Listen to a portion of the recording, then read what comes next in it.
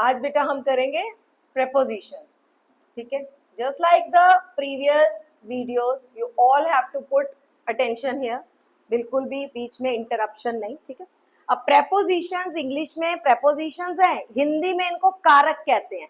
लेकिन मैं आपको जैसे मैंने adjectives, nouns इंग्लिश में भी कराए, हिंदी में भी करवाए, तो वो चीज मैं अब नहीं करूंगी। मैं preposition को अलग करवाऊंगी और हिंदी वाला जब क्वेश्चन कराएंगे तो मैं आपको कारक करवाऊंगी, ठीक है। तो पहले आप प्रेपोजिशन, बट आप समझ जाओ प्रेपोजिशंस होते क्या हैं, हिंदी में इनको कारक बोलते हैं ठीक है। तो अब आपके प्रेपोजिशन जैसे आप कुछ भी लिखते हो, ठीक है। आपने जैसे लिखा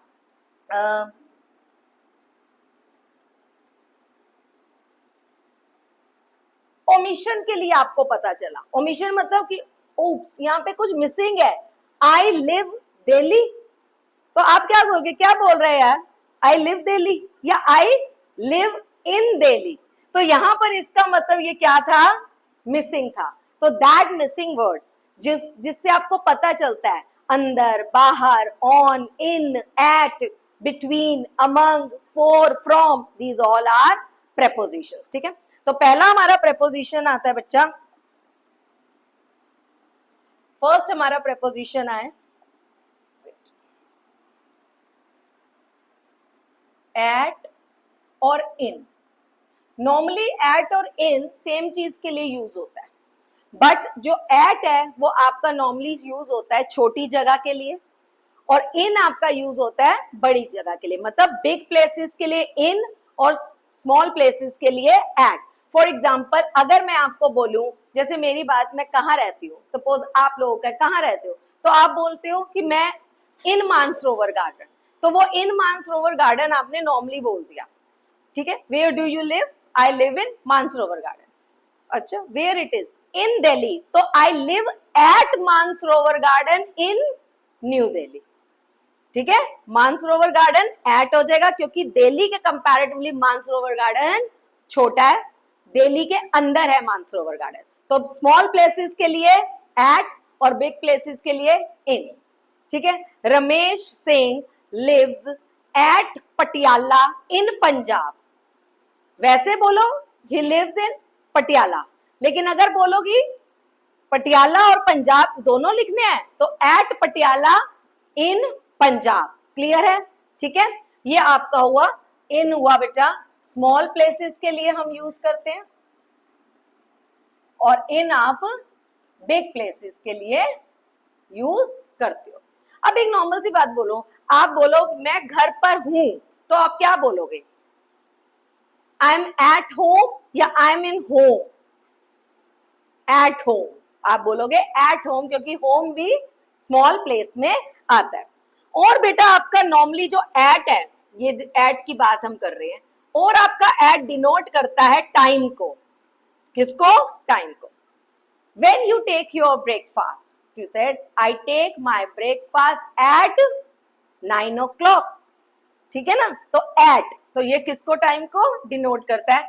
कम एट, मैं जैसे आपको लिखती हूँ ना, class will be at 4 PM, class will be at 5:30, तो at किसको डिनोट करता है बच्चा, टाइम को, ठीक है। और बच्चे आपका हो जाएगा मिडनाइट, करोल बाग, सारी छोटी छोटी चीजें ये आपकी कंसिडर हुई एट के लिए, और इन आपको पता चल रहा अंदर, लेकिन बिग प्लेसेस के लिए, ठीक। अब इसी में आपका सेकंड आ गया बेटा फॉर और सिंस। अगर आपको याद है तो मैंने आपको फॉर और सिंस टेंसेस में करवाया था, ये दोनों के दोनों टेंसेस के लिए आपने कर लिए हैं। फॉर जो है, ये सिंस जो है बेटा, ये एग्जैक्ट चीजों के लिए यूज होता है, चाहे वो एग्जैक्ट ईयर हो, एग्जैक्ट मंथ हो, एग्जैक्ट डे हो, आप उसको यूज करते हो सिंस को। जैसे कि दिस शॉप इज एस्टैब्लिशमेंट जो भी है उसकी, दिस शॉप्स एस्टैब्लिशमेंट सिंस 1956, या हम इसको यूज करते हैं किसी भी परफेक्ट कॉन्टिन्यूअस टेंस में। जैसे मैं इस घर में 2010 से रह रही हूं, तो I have been living in this house since 2010, लेकिन अगर मैंने कहा मैं इस घर में पिछले 10 साल से रह रही हूं, तो हो जाएगा I have been living in this house for 10 years. तो वो 10 ईयर्स कोई भी हो सकते हैं, लेकिन अगर एग्जैक्ट हो गया तो सिंस लगेगा। अगर हो गया 4 ईयर्स, 5 ईयर्स, तो आप 4 लगाते हो। और अगर हो गया सिंस 1956, 2010, तो ये एग्जैक्ट हो गया, तो वो ईयर है। मंथ एग्जैक्ट हो गया, since January, February, what ever the month, तो आप सिंस लगाओगे।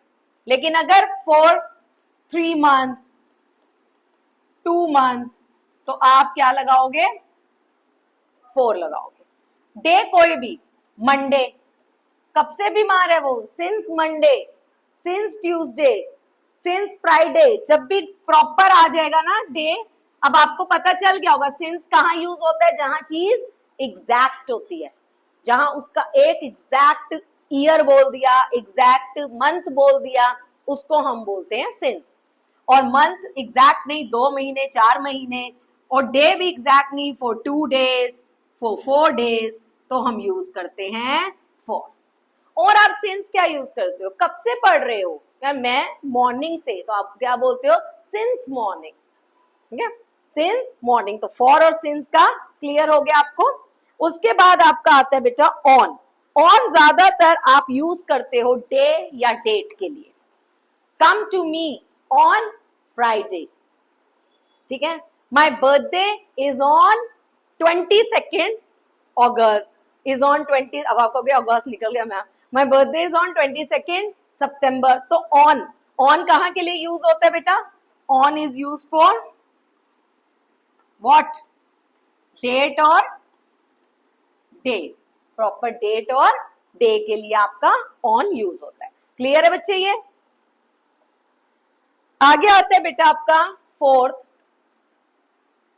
Between, among. ये दोनों के दोनों डिस्ट्रीब्यूशन के लिए यूज होते हैं। किसके लिए? डिस्ट्रीब्यूशन के लिए, यूज फॉर डिस्ट्रीब्यूशन। अगर मैंने कहा, मैंने परिधि को और जियाना को बोला, distribute these sweets between you both, तो 2 लोगों में जब कोई चीज डिस्ट्रीब्यूट होती है तो उसको बिटवीन कहते हैं। या मैंने किसी एक को कहा कि go and distribute these toffees only between परिधि एंड जियाना, तो परिधि एंड जियाना में इसको डिस्ट्रीब्यूट करो। तो जब 2 लोगों में डिस्ट्रीब्यूशन होगी तो वो क्या कहलाएगा? बिटवीन। और अगर मैंने कहा डिस्ट्रीब्यूट दीज टॉफीज सारे स्टूडेंट्स में, तो among all the students, among the students. तो अमंग जो होता है वो किसके लिए होता है? ऑल के लिए। क्लियर है? बिटवीन 2 लोगों में, एंड अमंग बहुत सारों में जब यूज होता है। बिसाइड और बिसाइड्स, ठीक है। 5th पोर्शन आपका आ गया, बिसाइड एंड बिसाइड्स। इस बिसाइड का मीनिंग होता है नियर, ठीक है। जैसे my friends house is beside my house, ठीक है। इज बिसाइड मी, मतलब नियर टू मी, मेरा उसका घर मेरे घर से नियर है, तो बिसाइड। जब बिसाइड्स आ जाएगा तो उसे हम बोलते हैं एक तरीके से अलावा, जिसको आप हिंदी में क्या बोलते हो? अलावा। ऑल आर प्रेजेंट बिसाइड्स दिग्गज, लेकिन और भी है। All are present besides one more, किसी को भी दे दो, मुझे नाम नहीं आता। बिसाइड स्वास्थ्य but he is present now, ठीक है। और ठीक है जी, बिसाइड्स आपका हो गया, ठीक है। ये आपकी 5 चीजें क्लियर हुई। 5 में ज्यादा ही हो गया। पहला एट, इन, 2 हो गई। देन फॉर, सिंस, 1 2 3 4 5 6 7 8 9, 9 हो गया आपके। देन आपका आ गया बेटा फॉर, हो गया आपका। एंड वन मोर थिंग आप ध्यान रखेंगे, जो फॉर है वो खाली इसी चीज के लिए नहीं होता, हम जब कारक करेंगे तो आपको पता चलेगा फॉर के लिए भी कहते हैं। This food is cooked for you, it is for you, this gift is for you, तो वो फॉर हो गया। तो के लिए भी आप क्या करते हो, इसको यूज करते हो। ठीक है, क्लियर हो गया आप लोगों को। नेक्स्ट आपका आएगा बिसाइड और बिसाइड्स हुआ, देन आप आ जाएंगे नंबर 6 पे। Number 6 is on and upon. On के बारे में आपने अभी करा, एक ऑन आपने कहा कि ऑन यूज होता है, ये दोनों को इकट्ठे जब लेंगे तो आपको रीजन पता होना चाहिए। एक ऑन होता है डेट और टाइम के लिए, भी हमने डेट और डे के लिए यूज करा, आप कई जगहों में यूज करते हो डे और डेट के लिए, तो ऑन हो गया। एक ऑन यूज होता है, आपको क्या पता है ऑन का मतलब? On the table, on the table मतलब ऊपर, टेबल के ऊपर के लिए आप करते हो ऑन। और अपॉन का मतलब होता है कोई चीज मोशन में आती है जब ऊपर, जैसे the dog jumped upon the table, तो पहले से जो रेस्ट पर चीज पड़ी होती है उसको हम क्या बोलते हैं, on. The book is on the table, the book is upon the table नहीं। Dog jumped upon the table होगा, dog jumped on the table नहीं करोगे। आपके पास ब्लैंक आया, the dog jumped dash the table, तो आप ऑन द टेबल नहीं करोगे, in that case what you have to use, upon. Clear हो गया। और अगर लिखा है the book is dash the table, तो book is on the table not upon the table. Clear है। तो ये चीजों के अंदर आपको ये सारी चीजें आपको कहां हेल्प करेंगी, एडिटिंग में, ओमिशन में। एडिटिंग पता है ना आपको, सेंटेंस लिखा हुआ है और कहीं पर आपको पता है कि एरर है, आप उसको अंडरलाइन करते हो और एरर को रेक्टिफाई करते हो। ये चीजें जो हम करा रहे हैं आपके स्कूल में, नहीं आ रही मैम, नहीं आ रही, नहीं आ रही में नहीं होता, यही चीजें आपको हेल्प करती हैं एडिटिंग करने में। उसमें लिखा हो the dog jumped on the table, आप कहोगे इस लाइन में तो मुझे कुछ गड़बड़ी नहीं लग रही, गड़बड़ी है। गड़बड़ी क्या है, ऑन है, ऑन को अंडरलाइन करके क्या लिखोगे, इसका मतलब अपॉन आएगा। ठीक है, क्लियर है। The book is upon the table, तो कहोगे नहीं भाई बुक तो अपॉन नहीं होगी, book is on the table होगी। ये आपकी एरर रेक्टिफिकेशन हो जाती है। क्लियर। अब अपॉन का आपको मैंने बताया मोशन से जब आप आते हो, किससे आते हो, मोशन में। जैसे इसका एग्जांपल हम सीधा लिखते हैं, आपको क्लियर आउट हो जाएगा। The dog jumped upon the table. Clear है बेटा। नेक्स्ट आए बच्चे नंबर 7, उसी तरीके से in and into. In and into, in का मतलब अंदर, इनटू का मतलब अंदर जाना, तो सेम वही वाला फॉर्म हो जाएगा जैसे हमने अभी करा। ठीक है। और इन का कोई भी आप एग्जांपल बता दीजिए, क्या कर सकते हैं, इन का कोई भी एग्जांपल कीजिए, मेरा ही बताइए। The teacher is in the classroom, ma'am class के अंदर है। ठीक है। और इनटू के लिए हो जाएगा the frog jumped into the river, जैसे dog jumped upon the table, motion में जंप मारी, और फ्रॉग ने जंप किस में मारी, रिवर में, तो वो रिवर के अंदर गया। तो ये दो एग्जांपल से ही आपको क्लियर हो जाएगा। Number 1, the teacher is in the classroom, और इसका क्या हो जाएगा, the frog jumped into the river. I hope you people understand it. ठीक है। नेक्स्ट बेटा इसमें आता है by and with. By and with, ये दोनों चीजें मतलब द्वारा, जैसे आपने बाय कल करा एक्टिव पैसिव में, the rat is killed by the cat, तो रैट कैट द्वारा मारा गया। ठीक है। जब बाय नॉर्मली जो यूज होता है ना, वो किसी पर्सन से जब कोई काम होता है तो हम बाय करते हैं, और विद होता है जब हम किसी इंस्ट्रूमेंट्स को यूज करते हैं तो विद होता है। मैं एक एग्जांपल में दोनों चीजें आपको बताती हूं। The food is cooked bye my mother with great efforts. हो गया क्लियर? खाना मेरी मदर द्वारा बनाया गया ग्रेट एफर्ट्स के साथ। This chart is drawn by me with beautiful colours. With beautiful colours, with क्या होता है? विद हो गया साथ, विद का मतलब साथ। अभी आप ये सब करेंगे, ये सब कारक है ना? तो विद का मतलब साथ और बाय मतलब द्वारा, ठीक है?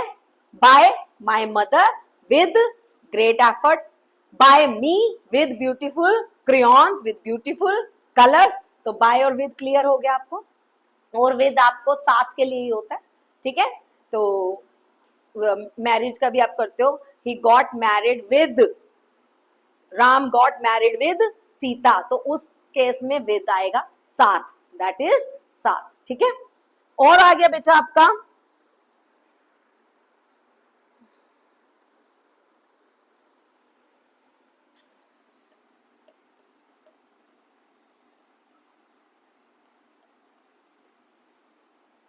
Over above. इन दोनों का मीन्स होता है हायर। दोनों का मीन्स क्या होता है? हायर। बट ये हायर होते हैं बट टच नहीं होते, ध्यान रखना। ओवर अबव मतलब ऊपर, हायर, बट टच नहीं होते। जैसे बुक जो है वो टेबल पर है, the book is on the table, ठीक है? But the bridge is dash the river, over the river, क्योंकि रिवर को ब्रिज टच नहीं कर रहा, वो ब्रिज क्या है? रिवर के ऊपर है, तो इसको हम यूज क्या करते हैं? ऊपर ही करते हैं। But there is a difference between on वाला ऊपर एंड ओवर वाला ऊपर। क्लियर हो गया? जहां पर टच नहीं हो रहा।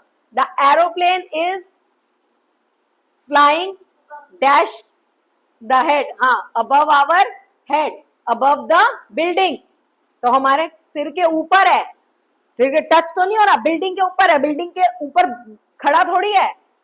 ऑन द नहीं लिखेंगे, is flying on the building, on the building, over the building, above the building. तो अबव एंड ओवर कहां पर आपको यूज अप करना है, आपको क्लियर हो जाएगा। तो इसमें हम लिख सकते हैं द ब्रिज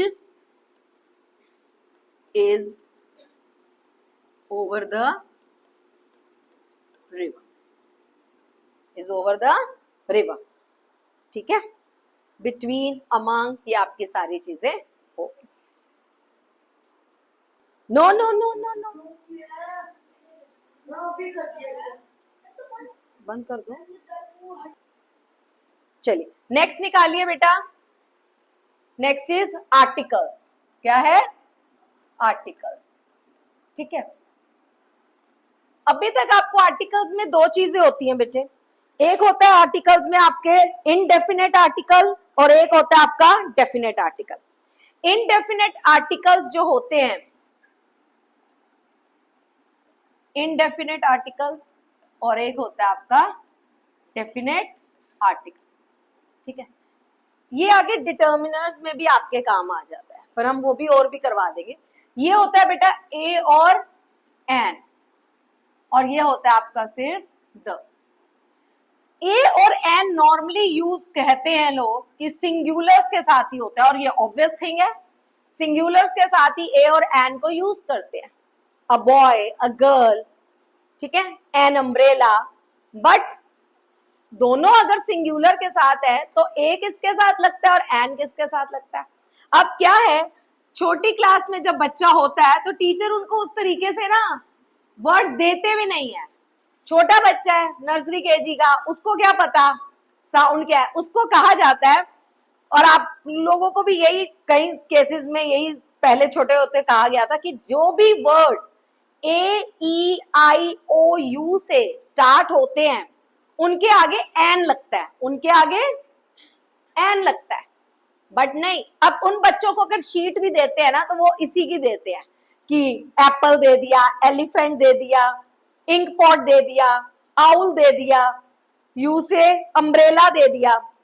उनको यू से यूनिफॉर्म नहीं देंगे, क्योंकि अगर उनको बच्चों को यू से यूनिफॉर्म दे दिया तो वो बच्चे यूनिफॉर्म के आगे भी यू समझ के एन लगाएंगे, हालांकि यूनिफॉर्म के आगे एन नहीं लगता। एन जो लगता है वो इनके साउंड्स के आगे लगता है, इनके साउंड्स के आगे। साउंड्स के अकॉर्डिंग बात करो तो अ ई उ ऊ, अ ई उ ए आ ई, इनके साउंड्स के आगे आपका सिर्फ एन लगेगा। अब एन एप्पल,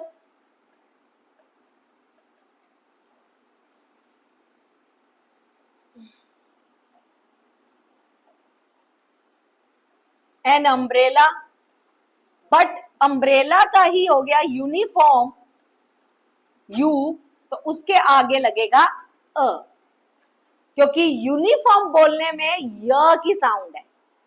किसकी साउंड है? य की। अब ई से ही, अच्छा एक आ गया कि इंडियन, एक हो गया यूरोपियन। इंडियन के आगे एन लग जाएगा, यूरोपियन के आगे ए लगेगा, क्योंकि एन इंडियन, अ यूरोपियन, क्योंकि यूरोपियन बोलने में स्टार्टिंग ई से है लेकिन बोलना य है, दैट इज वाई। ठीक है, mister Sharma is dash MLA, an MLA. बोलने में ये म ल ए नहीं है, म नहीं है, एम, एम बोलो तो ऐसे लिखते हैं हम, ए की साउंड है, MLA. My mother is dash MEd, या my mother is a BEd, but my father is MBA, तो एन एमबीए। एम, एम म नहीं है, बीए नहीं है, एमबीए। बोलने में क्या है? एम। क्लियर हो गया? अब Ramesh is dash honest man. अब यहां पर भी आपका लगा एन एमएलए और इधर भी आपका लगेगा एन ऑनेस्ट मैन, क्योंकि आप उसको हॉनेस्ट मैन नहीं बोल रहे, आप उसको ऑनेस्ट मैन बोल रहे हो। आई will come within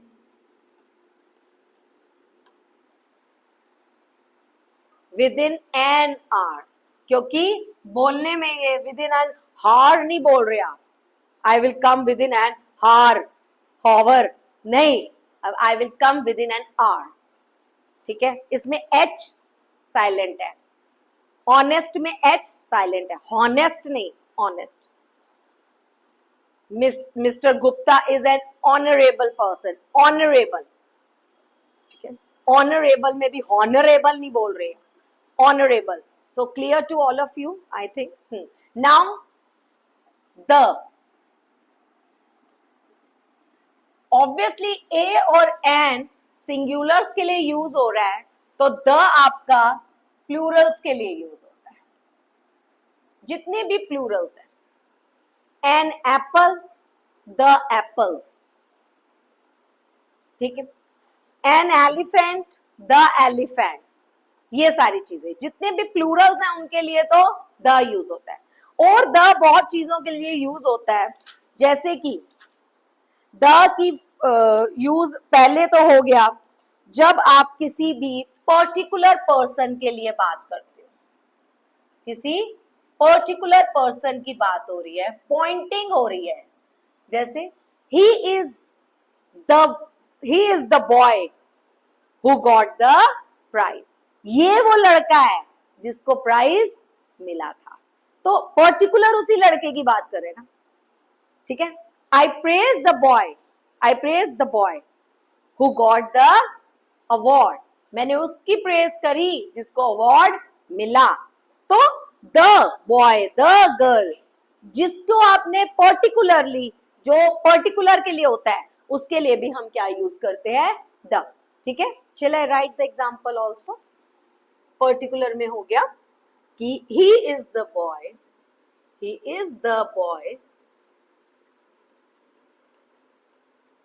who got award. Who got the award भी you can use it. Who got the award. Particular. Next आपका आता है द यूज करता है सारी क्लास को. सारी क्लास का मतलब ये नहीं है कि दिस क्लास, वैसे तो होता है सारे के सारे बच्चों में, मैं एक एक का नाम नहीं लूंगी, मैंने बोल दिया प्लीज द क्लास, तो एक तो वो हो गया. पर्टिकुलरली एक और चीज होती है इसमें, क्लास मतलब हमने एक को बोला, सारे के सारे उसमें काउंट हो गए. The cow is a useful animal. तो the cow is a useful animal में मैं किसी एक गाय के बारे में बात नहीं कर रही, मैं सारी गाय की क्लास की बात कर रही हूँ. जितनी भी गायें हैं उन सबके बारे में बात हो रही है. That is the meaning of class. Class मतलब एक तरीके से हिंदी में कहते हैं श्रेणी, कि हम उसके बारे में बात कर रहे हैं, कि सारी गायें के बारे में बात हो रही है. तो खाली एक गाय के बारे में, वैसे पर्टिकुलर के बारे में बात करें ना कि इट इज द काउ, ठीक है, आई मेट यस्टरडे ऑल्सो, तो यही वो गाय है, यही वो गाय है. तो द काउ उस केस में वो पर्टिकुलर हो गई. बट अगर मैंने बोला the cow is a useful animal, तो द काउ का मतलब सारी गाय की बात हो रही है. द हॉर्स मतलब सारे हॉर्सेस की बात हो रही है. और आपका जो द है बेटा वो सारे के सारी जियोग्राफिकल फिगर्स के आगे लगता है. ठीक है, जियोग्राफिकल फिगर्स जितनी होती हैं, मींस रिवर्स के नाम, आप क्या बोलते हो, the Ganga, the Yamuna, the Narmada, तो उन सब के नाम क्या है. सारे माउंटेन्स के आगे आप बोलते हो the Himalayas, the Alps, the Rocky, ये माउंटेन्स के नाम है. The Himalayas, the Alps, the Rocky. बेटा और आपके the sun, the moon, the earth. और आप जियोग्राफिकली मॉन्यूमेंट्स के बाद आगे आएगा. हाँ, मॉन्यूमेंट्स के आगे, सबके मॉन्यूमेंट्स के नाम के आगे लगता है the Taj Mahal, the Qutub Minar, the Taj Mahal, the Qutub Minar. The आपका सुपरलेटिव डिग्री के आगे लगता है. Superlative degree we have done yesterday, जैसे टॉलेस्ट, तो द टॉलेस्ट, द हाईएस्ट. ठीक है, तो ये आपकी होगी superlative degree. That is Taj Mahal is the most beautiful monument in the world. तो most beautiful in the world नहीं भी बोलोगे तब भी द मोस्ट ब्यूटीफुल का मतलब वो सबसे ज्यादा सुंदर है. सुपरलेटिव डिग्री आगे, क्योंकि मैंने कल ही बताया था ब्यूटीफुल का ब्यूटीफुलेस्ट नहीं होता, वो मोस्ट ब्यूटीफुल ही रहता है. क्लियर. और बेटा जितने भी आपके इंस्ट्रूमेंट्स होते हैं, म्यूजिकल इंस्ट्रूमेंट्स, कौन से होते हैं, musical instrument, the guitar, the sitar, the piano. ठीक है, क्लियर है बच्चे, यहां तक सबको क्लियर है. अब बेटा हिंदी का टॉपिक है आपका. सबसे पहले मैं सर्वनाम करवाऊंगी.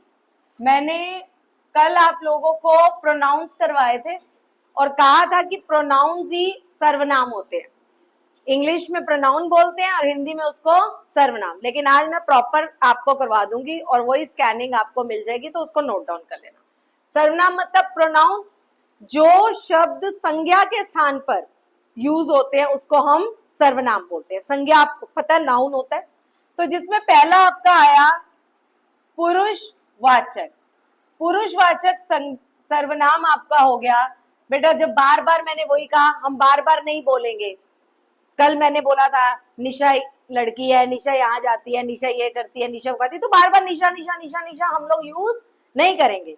तो मैंने पहले बोल दिया निशा एक लड़की है, वह अच्छा खाती है, वह अच्छा पहनती है, वह अच्छा खाना बनाती है. तो वह वर्ड का, शब्द का प्रयोग मैंने बार बार निशा के लिए किया, तो दैट इज कॉल्ड पुरुषवाचक वह, तू, तुम, वे, ये सब आपके पुरुषवाचक में है।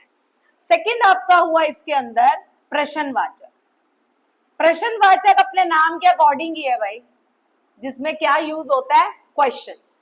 तुम कौन हो, तुम कहां जा रहे हो, वहां कौन खड़ा है, क्वेश्चन मार्क लग गया, दैट इज प्रश्नवाचक, कुछ और बात ही नहीं, इंटेरोगेटिव जो हमने आपको कल बताया। थर्ड और फोर्थ हम इकट्ठा करेंगे। थर्ड है आपका निश्चयवाचक सर्वनाम, मैं बार बार सर्वनाम लिख नहीं रही। And the fourth one is अनिश्चयवाचक सर्वनाम। निश्चयवाचक सर्वनाम वो होता है जो बात पक्की होती है, मतलब भाई ये बिल्कुल सही है जो वो इशारा करे, यह मेरा घर है, वह तुम्हारा है, तो ये बात पक्की है, इसमें कोई वो नहीं है, वो नहीं है, कहते हैं ना संशय नहीं है, निश्चय पक्की बात है, ये निश्चित बात है। यह मेरा घर है, वह तुम्हारा है, यह मेरा मित्र है, ये सारी बात होगी। निश्चय मतलब जो बात पक्की है, मतलब जिसमें कोई संदेह नहीं है, संदेह नहीं है, संदेह नहीं है, ठीक है। मैं पक्की लिख रही हूं तो उसको कच्चा पक्का मत समझना कि भाई ये कच्चा है पक्का है, वो वाला कच्चा पक्का नहीं है, बात पक्की है, मतलब इसमें कोई डाउट नहीं है, विदाउट एनी डाउट, कोई संदेह नहीं है। यह मेरा घर है, यह मेरा पेन है, वह तुम्हारा है, तो ये संदेह के बिना जो बात है दैट इज कॉल्ड निश्चयवाचक। अनिश्चयवाचक है कि कुछ संदेह है, मतलब दाल में कुछ काला है, बाहर कोई खड़ा है। अब कोई में आप कहोगे कि प्रश्न हो गया, नहीं, बाहर कोई खड़ा है क्वेश्चन मार्क तो प्रश्नवाचक, बाहर कोई खड़ा है तो मतलब कुछ संदेह है, दैट इज अनिश्चयवाचक। जेब में कुछ पड़ा है तो वो कुछ भी हो सकता है, तो दैट इज अनिश्चय, ठीक है। जिसमें संदेह हो, जिसमें संदेह हो, दैट इज जेब में कुछ है, क्वेश्चन मार्क कुछ है, ठीक है। बाहर कोई खड़ा है, क्वेश्चन, तो कोई खड़ा है, वो कोई भी हो सकता है, तो ये दो आपके हो गए निश्चय और अनिश्चय वाचक। द फिफ्थ वन इज संबंध वाचक सर्वनाम, जिसे हम बेटा उसमें कहते हैं रिलेटिव, क्या बोलते हैं, रिलेटिव प्रोनाउन, मतलब रिलेशन बनता है। जैसे मैंने आपको कल प्रोनाउन में करवाया था, the man who is standing outside is my friend, तो हु इज स्टैंडिंग आउटसाइड, तो वो रिलेशन बन गया दोनों सेंटेंसेस का, वह आदमी जो बाहर खड़ा है वह मेरा मित्र है। लेकिन संबंध के अंदर राइमिंग का भी बड़ा रोल होता है, जो करेगा वो भरेगा, जैसी करनी वैसी भरनी, ये हमारे सेंटेंसेस, जो वो जैसी वैसी, ये तो राइमिंग हो गए। इसके अलावा जैसे मैंने बताया, बाहर जो व्यक्ति खड़ा है कॉमा वह मेरा मित्र है, ठीक है, तो ये आपका हो गया संबंध। और इसी में मैं यहीं पे आपको सिक्स्थ लिखवा देती हूं, दैट इज निजवाचक, जो मैंने कल आपको बताया, that is called possessive pronoun. तुम अपना काम स्वयं करो, मैं अपना काम स्वयं करूंगी, तुम अपना काम खुद करो, अपने आप जाओ, तो ये सेंटेंसेस जहां होंगे दैट इज कॉल्ड निजवाचक, ठीक है। क्लियर हो गया, क्लियर हो गया सर्वनाम। नेक्स्ट हम आए बेटा, अभी आप सब नोट डाउन कर लेंगे, आई विल सेंड यू, कारक, ठीक है जी। कारक अभी मैंने आपको जब स्टार्टिंग करवाई थी इंग्लिश की तो कहा था प्रेपोजिशंस, अब कारक भी वही है, अच्छे से समझना, ठीक है बेटा। हम बोलते हैं कर्ता ने कर्म को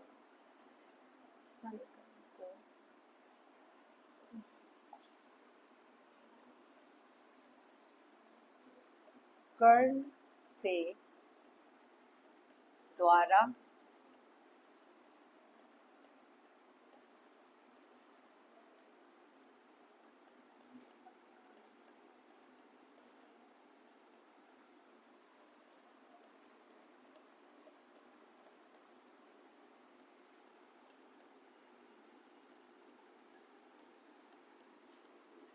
डरना, तुलना, जुदाई,